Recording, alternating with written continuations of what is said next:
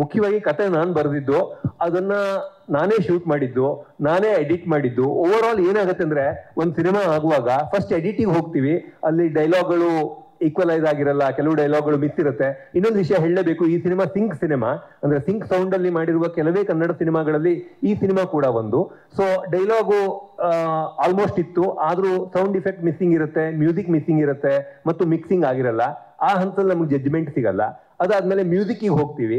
ಮ್ಯೂಸಿಕ್ಗೆ ಹೋದಾಗ ಮ್ಯೂಸಿಕ್ ಡೈರೆಕ್ಟರ್ಗಳು ಏನ್ ಮಾಡ್ತಾರೆ ಅಂದ್ರೆ ಡೈಲಾಗ್ ಎಲ್ಲ ಮ್ಯೂಟ್ ಮಾಡ್ಬಿಡ್ತಾರೆ, ಅಥವಾ ಕೇಳೋ ಹಾಗೆ ಇಡಲ್ಲ ನಿಮ್ಗೆ.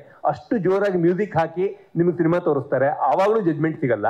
ಅದಾದ್ಮೇಲೆ ಸೌಂಡ್ ಇಫೆಕ್ಟ್ಸಿಗೆ ಹೋದಾಗ ನೀವು ಸೌಂಡ್ ಮೇಲೆ ಕಾನ್ಸಂಟ್ರೇಷನ್ ಇರುತ್ತೆ, ಅಲ್ಲಿರುವ ವಿಜುವಲ್ಗಳು ನಿಮಗೆ ಜಸ್ಟಿಸ್ ಕೊಡಲ್ಲ, ಅಲ್ಲೂ ನಿಮಗೆ ಜಡ್ಜ್ಮೆಂಟ್ ಸಿಗಲ್ಲ. ನೀವು DIಗೆ ಹೋದಾಗ ಯೂಶ್ವಲಿ ಅಲ್ಲಿ ಒಂದು ಆಲ್ಮೋಸ್ಟ್ ಸೌಂಡೇ ಇಟ್ಕೊಳ್ಳಲ್ಲ, ಸೌಂಡ್ ಇಟ್ಕೊಂಡ್ರು ಅದು ಇಫೆಕ್ಟಿವ್ ಆಗಿರಲ್ಲ.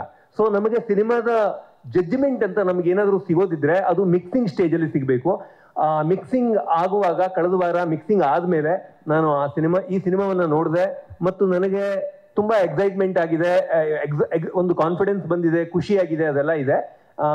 ಬಟ್ ನನಗೆ ಈ ಸಿನಿಮಾವನ್ನ ನಾನು ಕ್ರಿಟಿಕ್ ಆಗಿ ನೋಡಕ್ ಸಾಧ್ಯವೇ ಇಲ್ಲ. ಯಾಕೆಂದ್ರೆ ಇದರಲ್ಲಿ ನಾನು ಅದು ಕಾನ್ಫ್ಲಿಕ್ಟ್ ಅದನ್ನ ಹೇಳ್ತಾರಲ್ಲ, ಒಂದು ನಾನೇ ಒಬ್ಬ ಬರಹಗಾರಾಗಿ ನಾನೇ ಅದನ್ನ ಮಾಡಿದಾಗ ನನಗದು ಚೆನ್ನಾಗೇ ಕಾಣಿಸುತ್ತೆ, ಆದ್ರೆ ಅಥವಾ ನನಗೆ ತಪ್ಪುಗಳೇ ಕಾಣಿಸುತ್ತೆ, ಎರಡು ತರ ಆಗತ್ತೆ. ಹಾಗಾಗಿ ನಾನು ವಿಮರ್ಶೆ ಮಾಡಕ್ ಹೋಗಲ್ಲ, ನೀವು ಮಾಡಿ ಅದನ್ನ. 14ನೇ ತಾರೀಕು ಶುಕ್ರವಾರ ಮೊದಲನೇ ಸಿನಿಮಾ ನಂದು, ಗಮನ ಇರಲಿ.